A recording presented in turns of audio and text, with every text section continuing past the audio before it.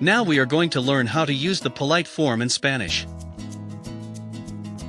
When dealing with someone politely, we use the third person instead of the second person.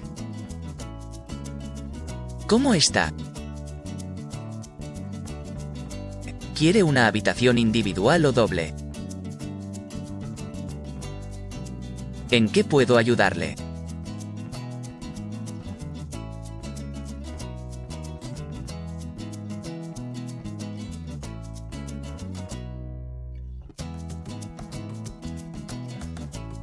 This is how we use sir or madam in singular and plural forms. This form does not have masculine or feminine, so you don't have to worry about it. ¿Cómo está usted?